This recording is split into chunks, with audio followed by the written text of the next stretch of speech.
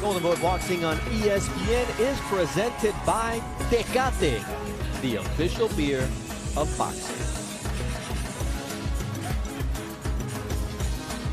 We're at Fantasy Springs Resort and Casino as Romero Duno makes his way into the ring to headline Golden Boy Boxing on ESPN. He said, "I never dreamed that I would be doing this, but here I am representing the Philippines." But so is Gilberto Gonzales. They call him Flaco, the skinny guy. Yes, he's a veteran who's got no quit in him. All right, let's take a look at the Tecate tail of the tape between these two fighters. In terms of total rounds fought, that's important, twice as many for Gilberto Gonzales. But look at the last fight. It's been the longest layoff for Gilberto Gonzales, 411 days since he last fought due to a suspension by the Nevada State Athletic Commission. He'll be taking on Romero Duno, who will be a tough nut to crack. All right, Mark Frado's in the center of the ring with the official introduction. Good evening, ladies and gentlemen. Once again, welcome to Fantasy Springs Resort Casino here in Indio, California. This is Golden Boy Boxing on ESPN. Our main event of the evening is scheduled for 10 rounds in the lightweight division. Brought to you by Oscar De La Hoya's Golden Boy Promotions and presented by Tecate, the official beer of boxing. Hennessy, Never Stop, Never Settle, and WAD Gear. The main event is sanctioned by the California State Athletic Commission, the chairman, John Cavelli, the executive officer, Andy Foster. The judges here in our main event are Carla Caiz, Zachary Young, and Fernando Villarreal. And controlling the action at the sound of the bell, the referee in charge is Edward Hernandez Sr. And now, once again, live from Fantasy Springs in Indio, California, 10 rounds in your main event of the evening. Ladies and gentlemen, it's go time! Introducing first, fighting out of the blue corner. He weighed in at 134.8 pounds. He owns an impressive professional record, 27 victories against 4 defeats, 22 wins coming by way of knockout. Wearing black with silver this evening, a native of Uriangato, Guanajuato, Mexico. Ladies and gentlemen, please welcome Gilberto El Flaco Gonzales. His opponent across the ring fights out of the red corner. He weighed in at 134.6 pounds. Also, the owner of an impressive professional record, 16 victories against only 1 defeat, 14 wins coming by way of knockout. Wearing gold with black and hailing from General Santos City in the Philippines, now living, training, and fighting out of Los Angeles. The former WBC Youth Intercontinental Lightweight Champion, please welcome Romero Ruthless Duno.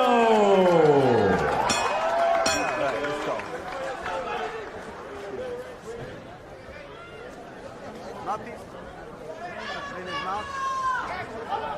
Mouthpiece. All right, gentlemen, I know the rules with you both. You're professionals. I expect you to conduct yourself as such. Touch gloves and good luck. It's time for our main event of the evening. I'm Bernardo Osuna, and now I am joined ringside by Joel Diaz. Great job doing that double duty in the corner, and now you are fulfilling the second duty, which is as a color analyst. How'd it feel? It feels good. I really enjoyed it because I was in total control, talking to Oscar and, at the same time answering you guys' questions. It was great. Thank you. All right, you see that brace on the left knee of Gilberto Flaco Gonzales. That's where he had knee surgery after tearing his ACL in the ring. Then coming back to win that fight, as you saw earlier this evening. So, I mean, this guy is all heart. That happened in July 2015 against Heavenson Herrera at the Velasco Theater. He saw his heart, and they said, we want this guy to be a part of our stable, Joe. And he said, that he's not bothering anymore after he had a surgery. He's running, he's sparring, and it's never bothering him. So hopefully, I think he's got something just to support it. Hopefully, it doesn't get any worse. But he's looking really good. He uses his distance really well. he switches lefty, he switches righty, and he throws some really nice straight shots. He uses his complete reach. You know, Ernesto Salvador Garcia, also known as El Tío, the gym where Gilberto trains at in Mexico City, said, the problem I have is that he'll box for the first 3 rounds, and all of a sudden, he becomes a warrior, and he lets his advantages go in favor of his opponent. Well, it's just in him. He's a fighter that he's here to fight. You can teach a fighter technique, but once things get heated in there, then they're gonna go on their own and they're gonna want to fight. It's all natural instinct. He's very dangerous because he hits really hard. I trained him for the Mercito Gestas fight. Good exchange there between Romero Duno and Gilberto Gonzales. Romero told us that he had 300 amateur fights, or that's what the research told us, and he says, yeah, I wouldn't exactly call them amateur fights. It's more like blood sport, where he would fight, do a weigh-in, and then 3 hours later he'd be in the ring. When he finished the 3-round fight, next challenger would step in. He said, sometimes I'd fight 3 times a night, twice on a weekend, Saturday and Sunday. One time I fought 5 guys back to back to back. I mean, that's where he comes from, and that's why his mom didn't want to be a boxer. But now, this is a more orthodox type of boxing, Joel, where there's rules and regulations and not the same. I think a lot of fighters, they grew up in a different environment, and when they love the sport, they try different things, especially in their countries. I'm pretty sure there's a lot of fighters in Mexico, they start at a really young age, and they go through the same thing. Like Duno was saying, he said, I was 14 years old fighting men, 30-year-olds. Yeah, and here he's fighting a man in Gilberto Gonzales who is 30 years old as well. He's not 14 anymore, Romero Duno, but he's showing his power early on.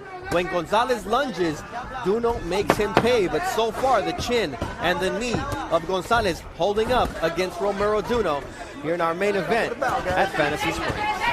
And come back with some more against Gilberto Gonzales.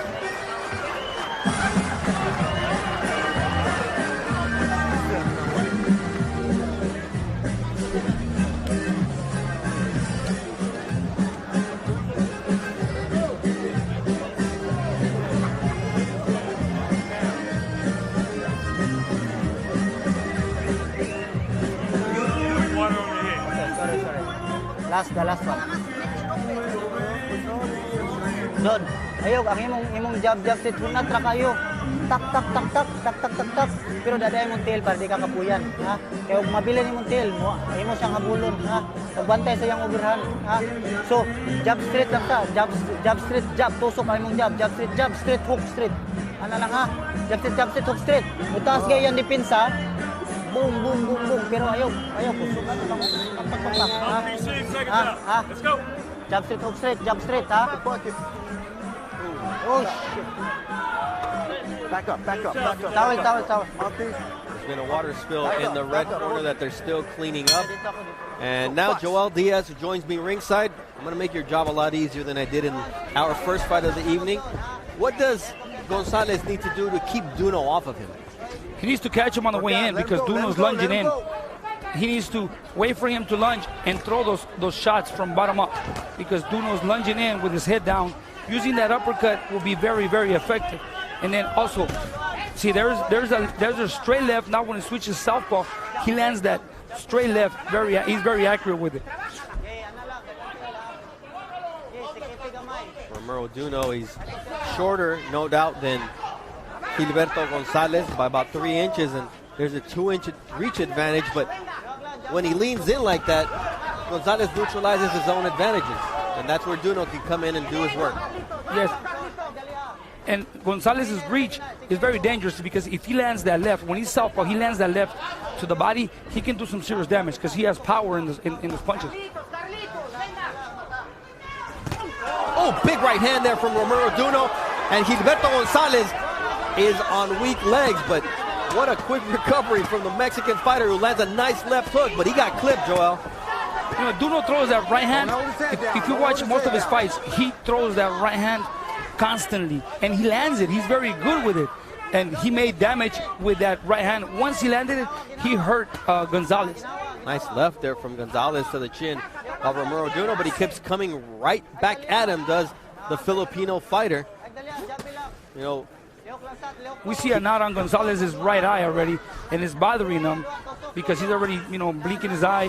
Hopefully they can bring the swelling down in between rounds. So Gonzales told us, I'm going to keep him on the outside, but he doesn't do it there, and he gets dropped with a 1-2 combination, but it's a trip, is what the referee, Edward Hernandez Sr. says. There were some punches there, Joel. Yeah, there were some punches, but they were not landed effectively. That's what he was moving back, and I think he sort of crossed his feet. And what always happens with the southpaw and the orthodox fighter, whoever gets the advantage of working the outside foot, they usually get the better of it, and that's exactly what happened in that exchange. Nice combination to the body now from Romero Duno. Maybe he gets a little bit confident here that he has the power to drop Gonzales. Yeah, he does have the power to drop Gonzales, but also Gonzales has the power to drop Duno, especially if he keeps landing those body shots. Headbutt there from Romero Duno, accidental, but Duno keeps lunging forward, and you mentioned, Joel, how Gonzales needs to throw those uppercuts and maybe catch him coming in, and that could change the fight. There we see the swelling. Hopefully they can work on that swelling in the corner. A lot of swelling on the right eye of Gilberto Gonzales, caught by the observant eye of Joel Diaz, my color analyst for the night. Okay, I got it.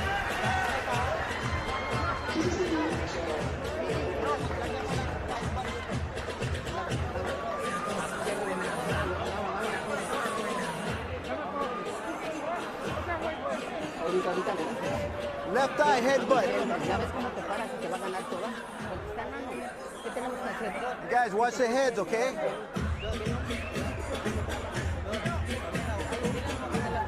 How's it look? How's it look? Okay, I told him. Headbutt, headbutt. Okay, watch the heads, both of you guys. Jab, straight jab. Come both to watch the heads, okay? Ang imong uppercut outside kayo. Bili lang mo boom, boom. Ha? Boom, boom. Then overhand. Then luwag lang. Ha? It doesn't look too bad. He's starting to get swelled up on the face, though. Ha? Pero hawa dayon. Nagi ka spesik. Hawa dayon, ha? Seconds down, let's go.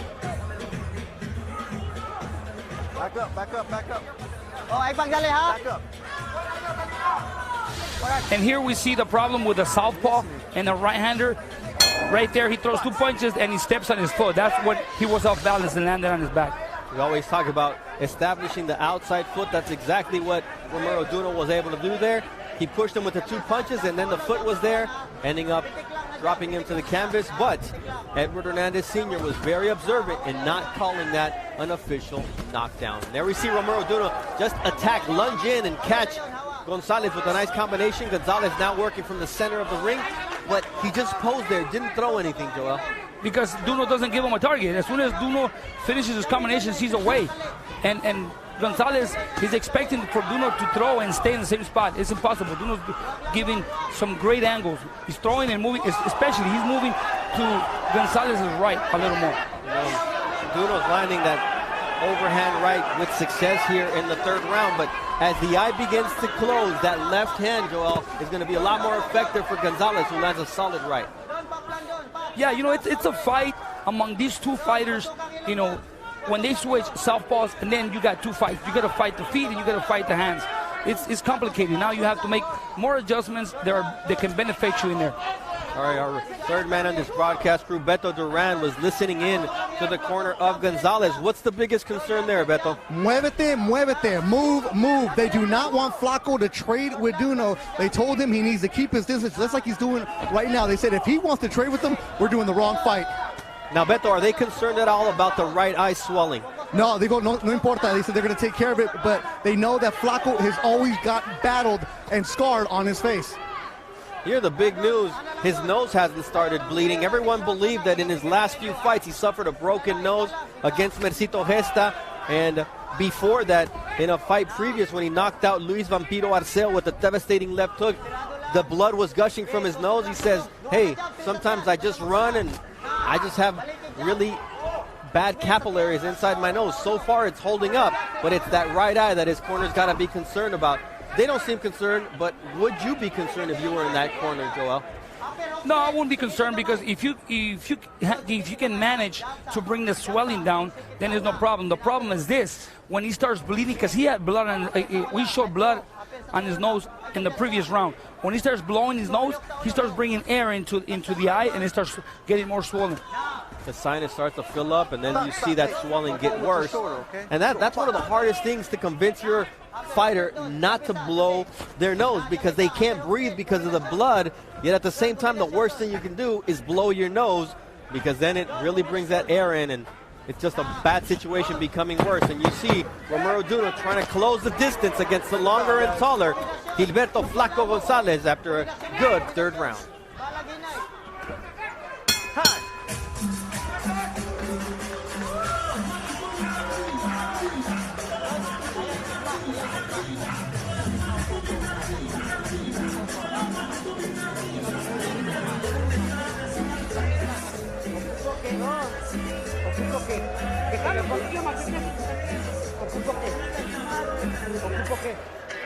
Que seas así como lo hiciste de inteligente.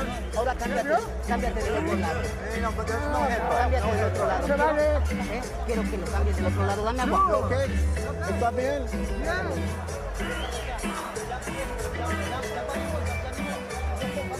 Quiero que me pongas bien pinche trucha, por favor. Quiero que te pongas bien verga. Quiero que te cambies del otro lado, ¿ok? Quiero que te cambies del otro lado.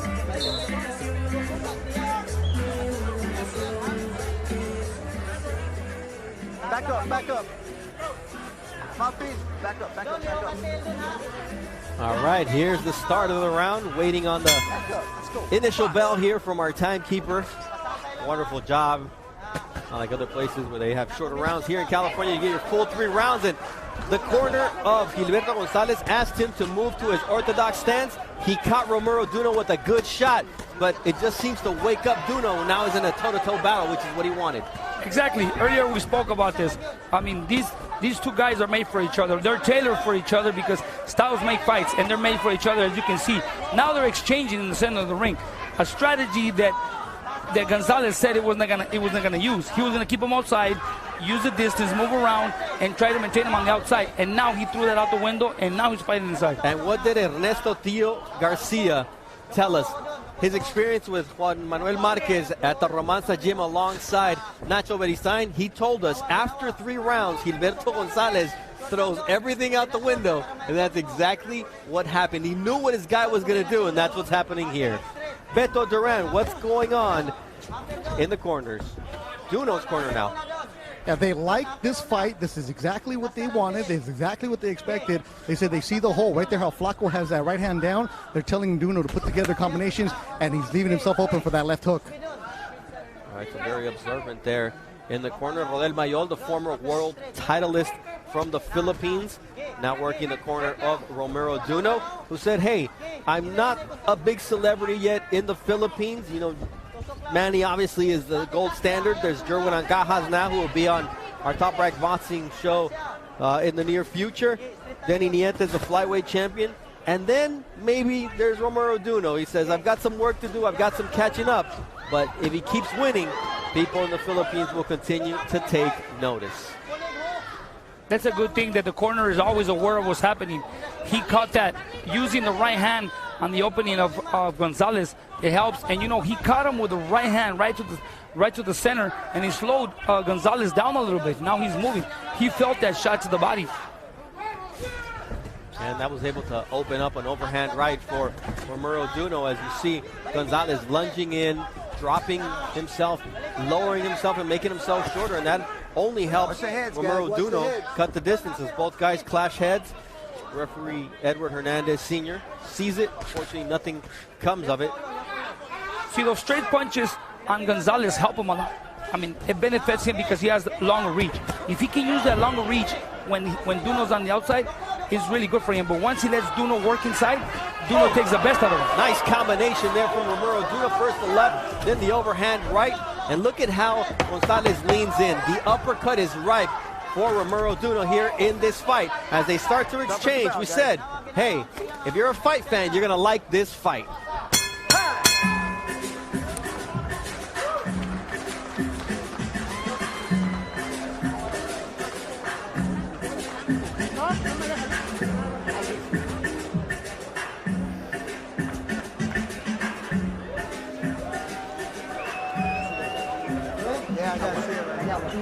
Dalawa. Isa karon dalawa.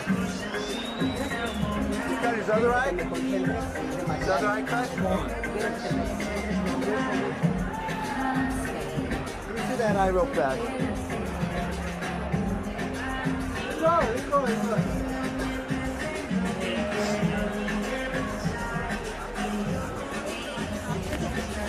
Hey, Roy, he has a little cut on the right eye. Little tiny one. Welcome back. Now, Gilberto Gonzales has a history of nosebleeds throughout his career, but Joel, we saw an exchange earlier in this round where he was able to take it. What does that do for a trainer and a fighter when you can withstand that type of punishment and come back and your blood's not gushing? Well, it gives you more time to work, because you have a fighter comes to the corner and he's bleeding, you got to work, and it takes a lot of time out of you. And that's good news when you can see that he got hit with a beautiful straight right down the middle and he's not bleeding. I mean, obviously, it motivates you to keep working. And he says he's tried to use it in his advantage when his opponents think that they broke his nose. Then they try to go for broke or think that he can't breathe, but he's okay because his capillaries, he's used to it. So, you know, it's not that bad yet, but he's as tough as they come, no doubt. Yeah, he's bleeding slowly, but he's not bleeding like he used to bleed before.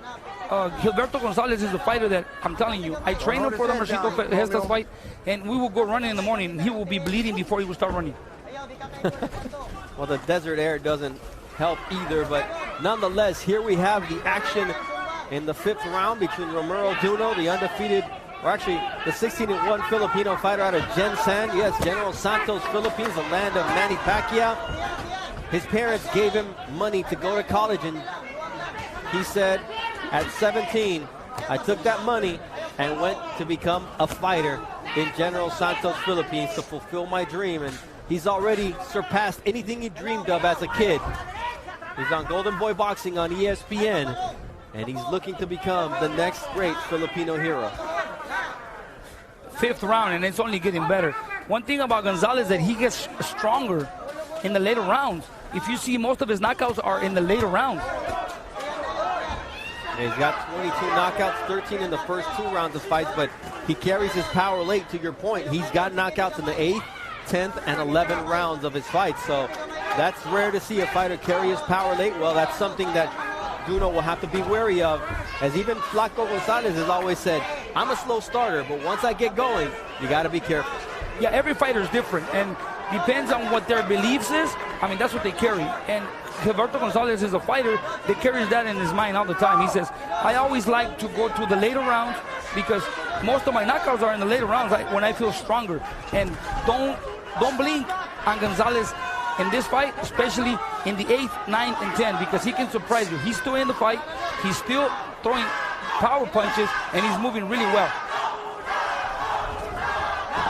Hear the chants of Flaco, Flaco coming from the stands here in Indio, California. Nice left hook there from Gonzales, but then he gets countered, so he does something good, and then he does something bad, and Duno capitalizes. It's because he's got a great fighter in front of him, a fighter that can take a punch and can counter right away.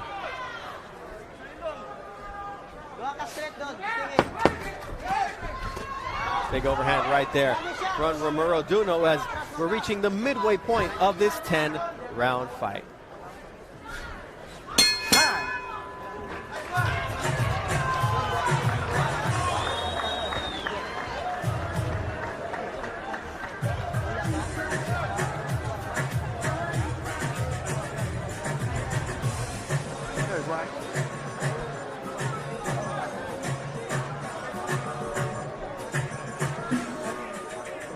Hey man, how you doing? ¿Cómo estás?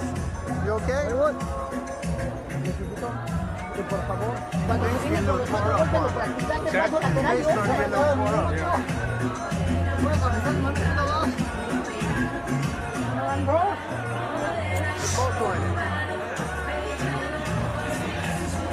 He's doing okay. It's just, you know, his face getting a little swollen, but he seems to be.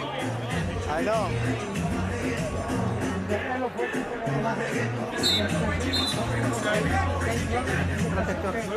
go. Right there. Ready for round 6 here of our Golden Boy Boxing on ESPN main event. You saw Gilberto Gonzales blow his nose right before he came out for the 6th round. Usually when you've got swelling, that's a bad thing, Joel. Exactly. It's a bad habit for him. He's always done it. And even though he don't have blood, he thinks he has blood because it's already in his mind. He always thinks that he's bleeding out of nothing. That's why he blows his nose. But it's a bad thing. All right, well, what's not a bad thing is when you get two fighters exchanging toe-to-toe, and here's Gilberto Gonzales closing the distance against Romero Duno. The corner is happy with what's going on with Gonzales. The crowd is on their feet here at Fantasy Springs Resort and Casino. This is becoming the toe-to-toe war that both fighters told us we would see. I told you, Gilberto Gonzales is getting stronger round by round, and he's in there exchanging with a younger fighter and hitting the body. They're both going for the body, coming up with uppercuts, and see who has more resistance and whose conditioning is better is going to be shown right now. Ray Boom Boom Mancini was the VIP guest for Golden Boy Boxing this evening here at Fantasy Springs. This is a fight worthy of a Ray Boom Boom Mancini fight. He used to fight 15 rounds back in the day. He was one of the reasons that fights were changed to 12 rounds. Look at this exchange. Gonzales has his head on the head of Duno, and here comes the counter punch of Romero Duno. Look at the power punches this round. Duno landed 28. Both fighters have thrown a combined 106 so far. So we told you, style makes fights. Well, this is the type of fight that we love to see. Exactly, and Gilberto Gonzales figured out a comfort zone where he can work and he can stay moving. He's moving his head now a little more than usual. He's avoiding a lot of shots, and he's exchanging with really nice effective jab there from Gonzales that catches Duno lunging. And we talked about him using his leverage against Romero Duno, and he's hurt. He clipped Romero Duno as Duno's against the ropes, but Duno has no quit in him. He's coming back with shots of his own, but here comes Gonzales teeing off on Romero Duno, who's walking backwards, and here's Duno landing on the chin of Gonzales. What a fight. We see Duno land a good body shot on Gonzales and slowed him down right there, caught him on the way in.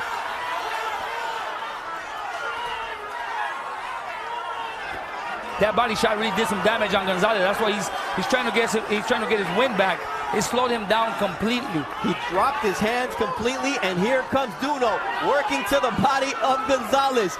My, how the tides have turned here in the 6th round. An explosive action that we've seen here at Fantasy Springs as both fighters tee off on one another. Stop at the bell, guys. Stop at the bell. We got to stay here and listen to what the corner has to say. The Hennessy corner cam with Gilberto Flaco Gonzales. Sit down. Here you go, son. Well done. Give me the water. Close your eyes.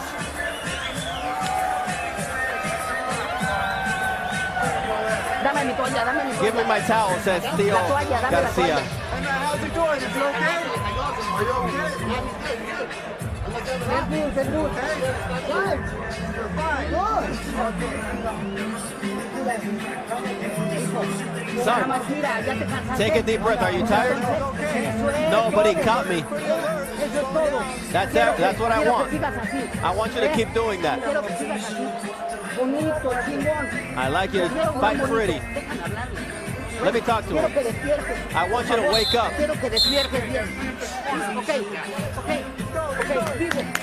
Come on, stay alive, stay alive. Go get him. I mean, it was more motivational than tactical, Joel, in terms of the instructions that he got. There was not much guidance, like you said, much tactic. But at least, they're keeping him awake and they're motivating him because Gonzales has a lot of heart. He has a lot of anger. He has a lot of heart, and he will never quit. He'll keep going. There he is, still blowing his nose, and you can see that swelling in the eye is not going down. It's still there. We see the right hand to the body again. It's very effective for Duno. Stop. All right, Beto, what are they saying in Romero Duno's corner? Get off the ropes. Their fighter is extremely tired. He came back between rounds, stayed standing up. He was hunched over, gasping for air. Then he finally sat down for the last 20 seconds. There wasn't much instruction. They just told him to breathe. Yeah, that's kind of important. not only for a fighter, but as a human being, you're going to need to continue breathing. But here in the 7th round, I think Romero Duno is looking the fresher of the two fighters, Joel. Yeah, of course. He sees a little bit in Gonzales, especially. He slows him down when he works the body, but they're both looking for the head. Look at the power punches thrown in the last round, Joel. 123 with 57 landed at a 46% clip for Romero Duno. It was a great round for Gonzales early on, but the tide turned in favor of Romero Duno once he started to work the body. Yeah, it was just that one shot. When he saw that opening, he threw that right to the body and slowed Gonzales and gave him the opportunity to elevate the volume of power punches on him. Now everybody says, and we start with Vasily Lomachenko against Jorge Linares, the left hook to the liver. But what does a right shot to the body when it clips you in the ribs do? Well, that was right in the center. It was right in the center. I mean, it just sort of like executes your breathing for a little bit. The liver is a completely different shot. I mean, it just shocks your whole body. It's a painful feeling that nobody can withstand. It's hard. The only person I saw in boxing that can get hit on the liver and get back up was Arturo Gatti. Yeah, well, you're talking about a true warrior in every sense of the word, as now you see Romero Duno land a big overhand right to the chin of Gonzales. And there it is. Nice 1-2 combination right up the middle for Romero Duno. Romero Duno uses his right hand more. I've seen him use his right hand more, sometimes 2-3 times in a row. He's using it in the later rounds, he's using it more, but earlier in the fight, he's holding it back. He's very conservative with it. There you see Gonzales land a left hook to the chin of Romero Duno, but Duno continues to look fresh. Nice jab there from the southpaw Gonzales as this round comes to an end in an exciting fight.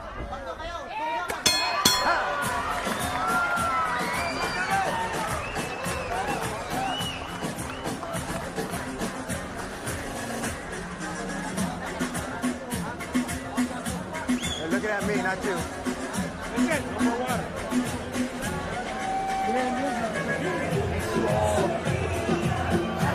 What are you doing? Okay? Sácame la derecha, pero más con más golpes, más rápido, más preciso. Igual la energía que trato. Maura to, upper lang ka doon. Boom, boom, dua ka upper. I-upper niyo.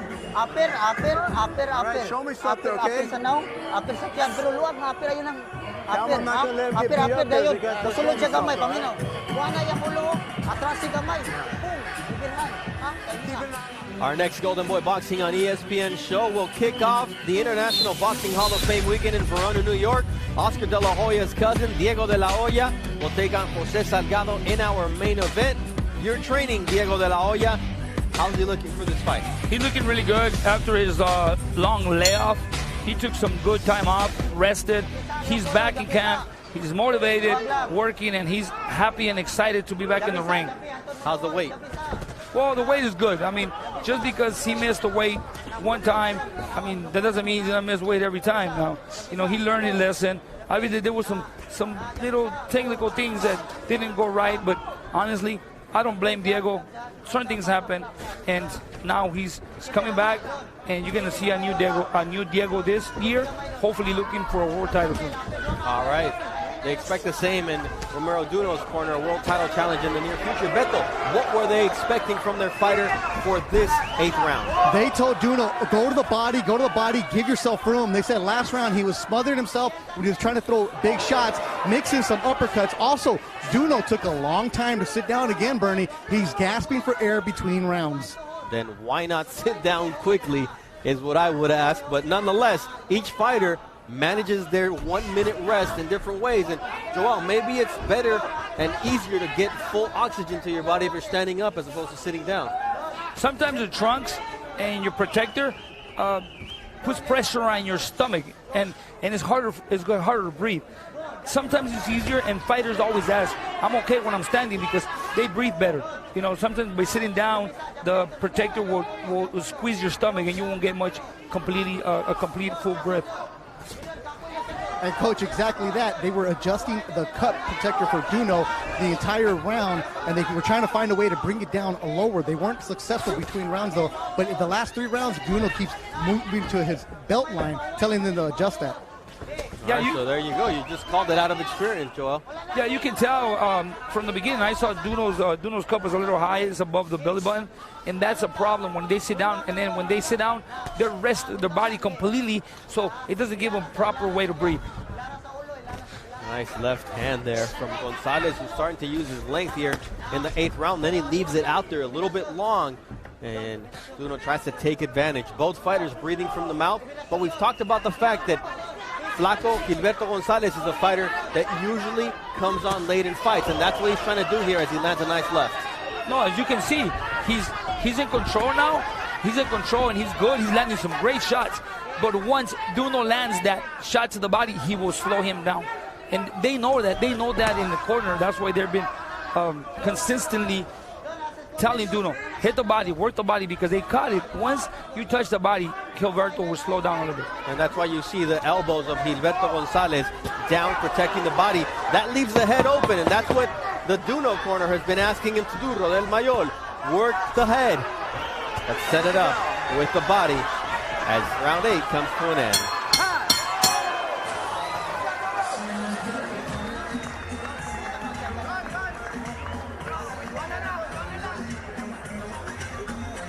¿Ves cómo sí lo puedes hacer? ¿Qué es lo que ocupo? Tu inteligencia. Ya vamos por el 9. Cierra, cierra, cierra. Necesito que me pongas bien verga. Ya es el último round. Es el 9 este. Este es el 9. Ya que necesito. Nada más. Ya es el 9, mijo. Es el 9 ya. Ya tienes todo. Pachangas, pachangas, ¿ok? Pachangas. Quiero muchas pachangas. Quiero que pachanguero, por favor. Ahorita, nada más, agüita, dame agua. Rápido, rápido. Dame el protector. Dame el protector. Check this out, my piece. Stay there. Bernardo Osuna, Joel Diaz, and Beto Duran bringing you Golden Boy Boxing's broadcast on ESPN this evening from Fantasy Springs Resort and Casino. And this is a fight fans fight. 2 warriors in the ring, Mexico and Puerto Rico, as this rivalry continues to expand. We've got Gilberto Flaco Gonzales taking on Romero Duno. Beto Duran, what were the instructions in Duno's corner, or what did you observe? They're telling him to throw the uppercut. Flaco is leaning in. They said that he's exposed to the uppercut and then follow it with a hook. Also, Bernie, behind the Filipinos' corner, there's a big contingent of Filipino fans with the flag urging him on. Duno is acknowledging them. Also, it's 10 a.m. in the Philippines right now, and there's a lot of people watching if you check your Twitter. I know that you're a hero in the Philippines, so you've got all the followers in the Philippines, so we say salat to all of them for watching us on Golden Boy Boxing on ESPN. All right, Gonzales keeps his elbows tucked to the body. He knows where he's weak. How does Duno open him up? Well, Duno needs to work the top first. He needs to apply a combination or two, or set up with a jab. Start on the top, bring his defense up, and then go to the body. Neither fighter are using any feints. They're just going all out because they know that they're in the later rounds and it's about the end. So they need to go all out. I see a little bit of desperation in Flaco's corner. They're asking him, "You gotta go," which they're telling him, "Hey, you're behind, so you gotta go get him."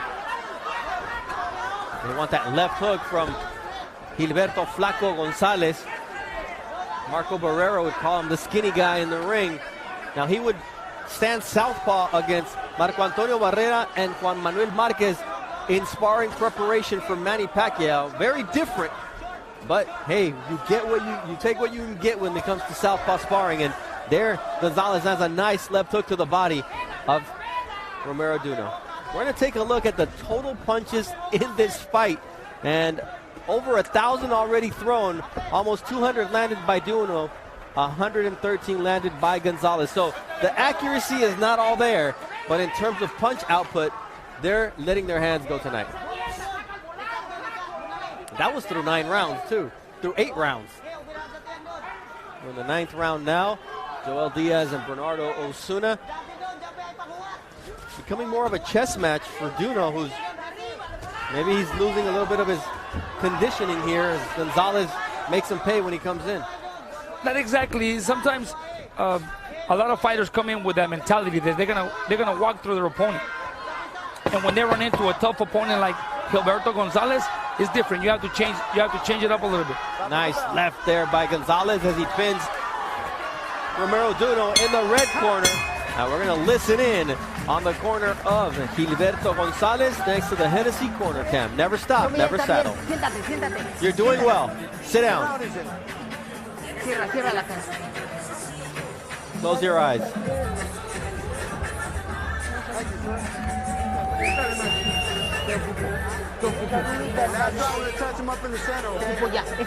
What do I need? I need you to throw the jab. This is the last round. This is the last final stretch. All or nothing. Don't lunge. Don't lunge. You have everything to win. All right, you've already heard him. He's withering. Give him water.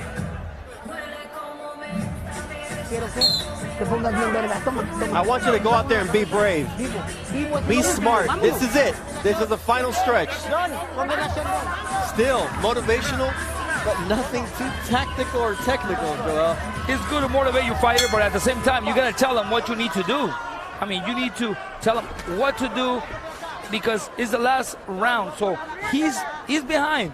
He needs to catch up and do some damage in order for him to win this fight. All right, Beto Duran was in Romero Duno's corner. What's the report from that corner? Finish him. That was the report. His trainer even made Duno give him his glove and show him where he wants to punch him right on the chin. He said, finish. Well, there it is. That nice short left hand from Romero Duno, but Gonzales is still standing. I mean, this is a fighter who gives his all in the ring, and this is the type of challenge that Romero Duno expected. He said, I don't expect him to go down like Chimpa. I've watched him fight. I know he loves to come toe-to-toe. He was under the impression that that fight favored him, but Romero Duno's finding out that Gonzales is a true Mexican warrior. Oh, Romero Duno knows. He tried everything from the beginning. He landed the best shots. He landed his right, his overhand right. He landed a right uppercut, left hooks, and he knows that Gonzales is not an easy opponent. He knows that he's there to stay to the end. See, Gonzales needs to apply the jab a little more, especially at that distance. He needs to set up the jab, jab, jab, wait for Duno to step in and catch him with a straight left if he wants to do a little more damage on Duno.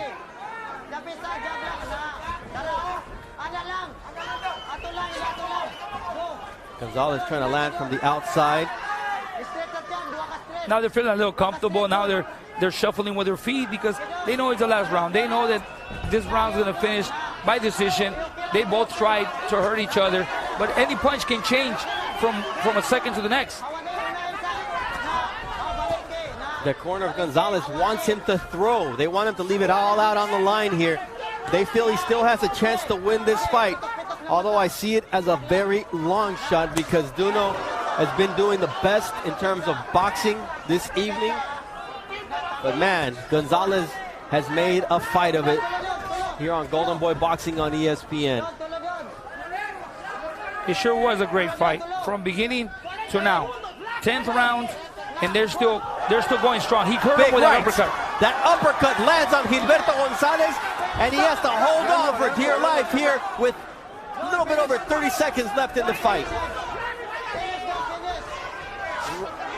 Roland Mayor gave him the shot that he wanted to finish the fight with for Romero Duno, but it seems that Romero Duno is also spent here with 20 seconds left in the 10th round.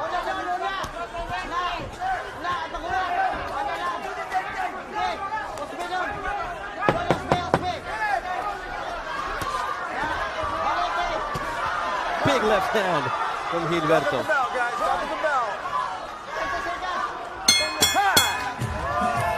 That was the final stand. And you see these two warriors in the ring hugging and talking about what a great war they gave you, the fight fans, here as our main event, Golden Boy Boxing on ESPN.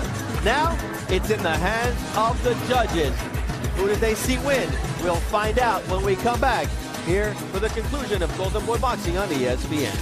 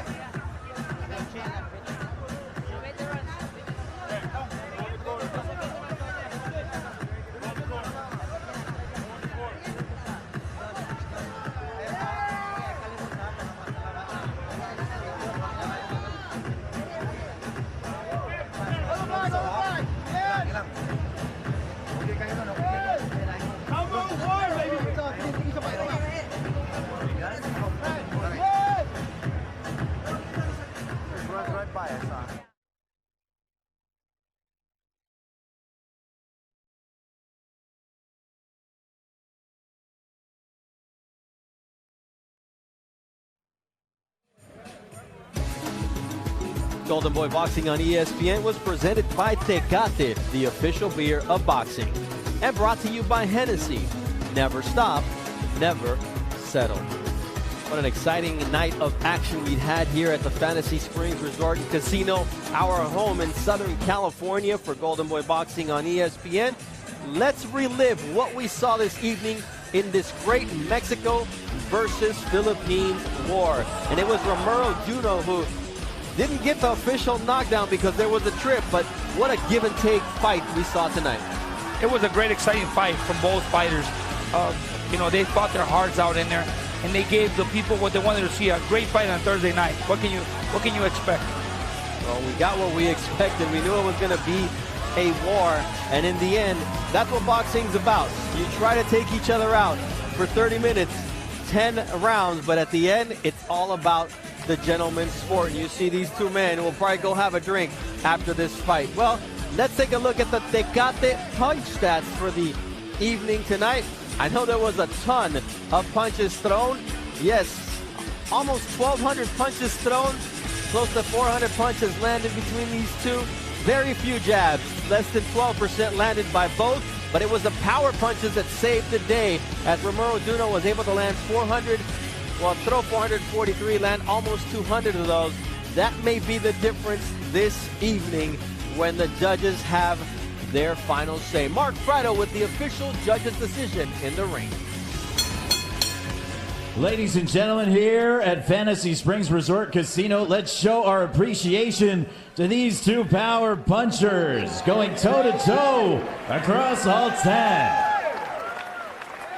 We now go to the judges' scorecards. Zachary Young and Fernando Villarreal saw the action 97-93. Carla Caiz scored it 98-92. All three judges in favor of your winner by unanimous decision.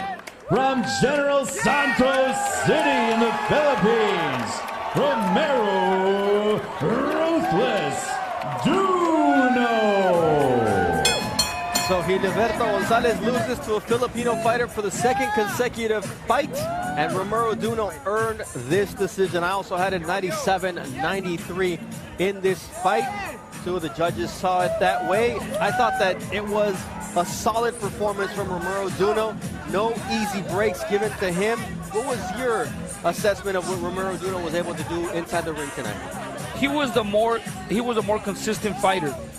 He did the best by applying that pressure at times and landing the better shots on Gilberto. Because, I mean, his last loss to Marcito Hezas was different because Marcito is more of a boxer. Duno came to fight, and he did the best and took the best out of Gilberto tonight.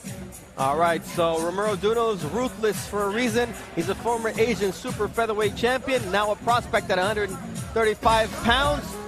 When we come back, former